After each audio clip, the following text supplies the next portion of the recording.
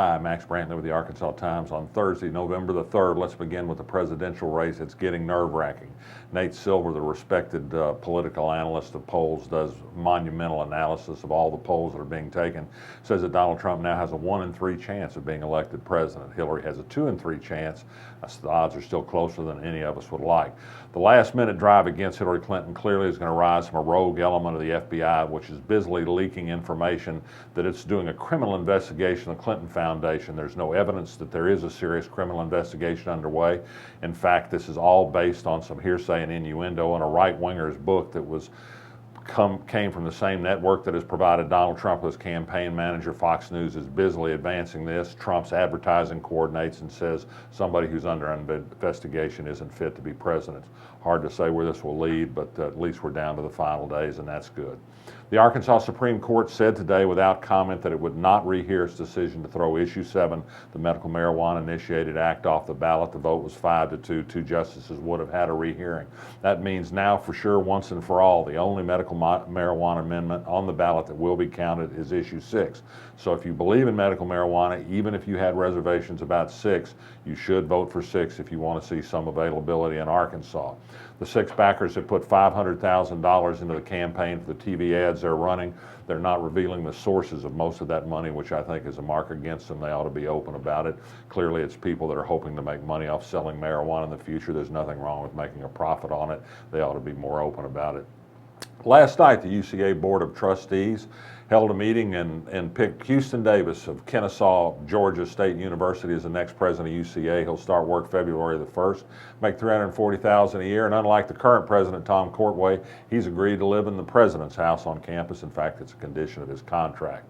Back to the Arkansas Supreme Court for a minute. There was an interesting oral argument today over the lawsuit that says the state should allow same-sex parents, when they are married before a child is born, by artificial insemination, for example, should both be automatically listed on the birth certificate, not have to go to court and get an order that allows them to do this. The state is resisting this for the most part, although it now says it will concede that the current statute is unconstitutional in that it provides a presumption of parenthood to both parents in a married couple when they have heterosexual artificial insemination, but the same-sex couple, they don't.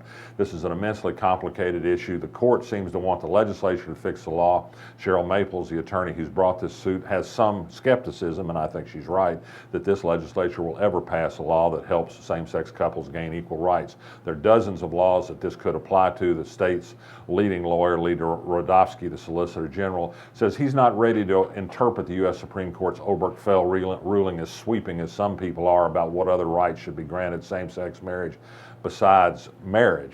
If same-sex married couples don't have the same rights, it's not exactly equal, it seems to me.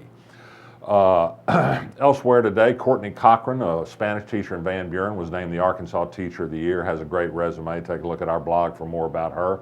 Last night on Bragg Street in the east end of Little Rock, 5 people standing outside of the house were shot up to varying degrees. 2 children missed the gunfire. None of the people who were shot are going to die. No reason yet for why this drive-by occurred, but it's kind of unsettling. Shady business in Shady Grove. This is a township in Greene County. Prosecuting Attorney Scott Ellington has called for state police investigation. The tiny township only had about 70 voters. They put a petition on the ballot to make the township dry. There's currently 1 store selling beer up in Shady Grove. They've added a 50% increase in registered voters in the last couple of months. A number of them listed to unoccupied mobile homes behind that store selling beer, and with some post office boxes, some curious voter registrations. It looks a little bit like what they call vote rigging to me. You never know. Connor Eldridge, the Democratic candidate for Senate, trailing in all the polls behind John Bozeman, the Republican incumbent, came up with a good item today, and it's true. The recent Arkansas poll shows that John Bozeman has a higher unfavorable rating than Barack Obama in Arkansas, if you can believe that. The big difference is Barack Obama's unfavorable is much higher. 40% of the people in Arkansas just don't know who John Bozeman is. That might serve you well in political times. And Kat Robinson, the traveling food blogger, sent me a list of 10 things you just have to eat in Arkansas. She was just tired of all this bad news and political news and all the stuff that has everybody so nervous and upset.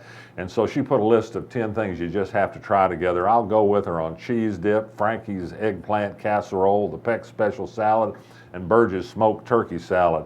Buffalo ribs, they're an acquired taste, and for those of you who don't know, that's not meat. That's a fish product of a sort. I don't necessarily recommend it. I'm Max Brantley. I'll be back tomorrow.